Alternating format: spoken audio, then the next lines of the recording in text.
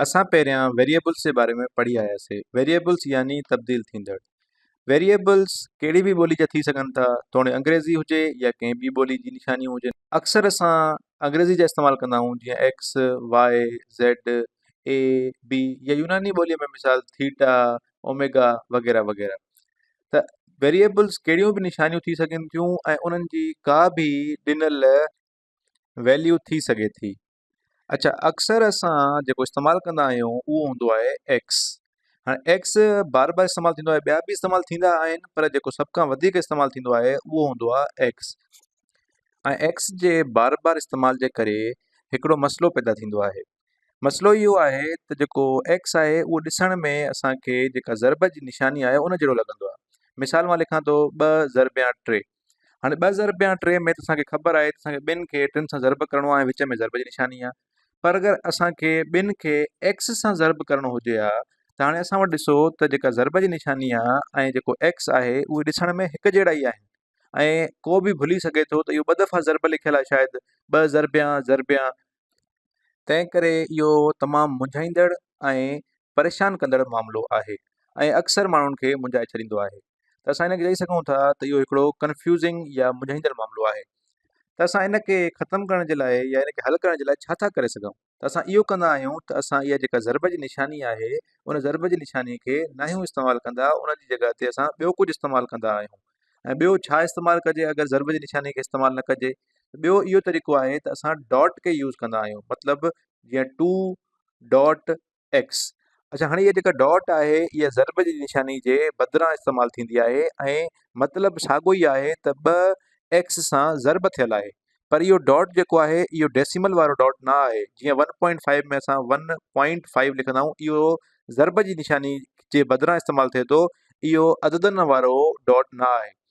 अच्छा, इन खां अलावा बि असां वटि हिकिड़ो ॿियो तरीक़ो आहे जंहिंसां असां ज़रब जी निशानी खे इस्तेमालु कंदा आहियूं। उहो आहे असां ब्रैकेट जो इस्तेमालु कयूं या ॾिंगे जो इस्तेमालु कयूं। त असां ॾिंगीअ में अंदरि लिखी छॾियूं एक्स खे ऐं ॿिनि खे ज़रब में लिखी छॾियूं, त इन जो मतिलबु इहो ई थींदो त 2 एक्स सां ज़रब में आहे ऐं ॿिनि खे असांखे एक्स सां ज़रब करिणो आहे, पोइ जेका बि एक्स जी वैल्यू हुजे उहा निकिरंदी। उनखां अलावा टियों तरीक़ो इहो आहे त असां एक्स खे डायरेक्ट उन सां गॾु लिखी छॾियूं, जीअं 2x। हाणे हिन में का बि विच में निशानी न आहे, पर इहो अंडरस्टूड आहे या इहो सम्झियलु आहे त 2 ऐं एक्स पाण में ज़रब में आहिनि।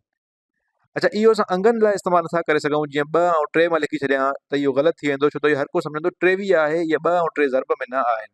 पर छो त हे तब्दील थींदड़ आहे, वेरिएबल आहे एक्स जेको आहे, इन जे करे जॾहिं एक्स जी असां वैल्यू पुट कंदासीं त असां ॿिनि खे उन वैल्यू सां ज़रब कंदासीं।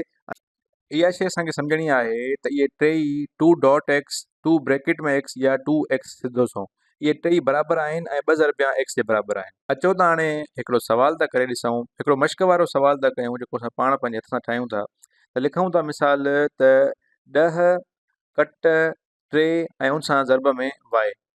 हाणे वाए जी असां वैल्यू था लिखूं त वाए जी वैल्यू आहे 2। त हाणे असांखे इन सॼे जी सॼे इक्वेशन जी वैल्यू कढणी आहे।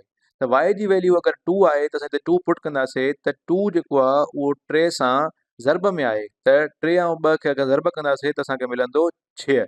ऐं असांखे ख़बर आहे त अमलनि जी तरतीब मुताबिक़ पहिरियों असांखे ज़रब करणी आहे, पोइ असांखे कट करणी आहे। त 3 खे 2 सां त 6 थींदा ऐं 10 में 6 कटींदासीं त असां वटि 4 बचंदा।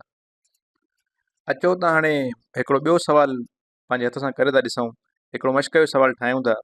त मां लिखां थो त 7 ऐं उन सां ज़रब में एक्स लिखां थो ऐं उनखां पोइ उन मां कटियूं था असां 4।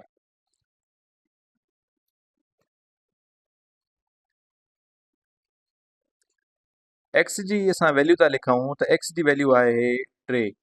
हाणे हिन सुवाल में ॾिसो त तव्हांखे जिथे बि एक्स नज़र अचे त उते असांखे छा पुट करिणो आहे? उते 3 पुट करिणो आहे। त मतिलबु 7 सां ज़रब में एक्स हुयो त उते असांखे छा रखिणो आहे? उते 3 रखिणो आहे।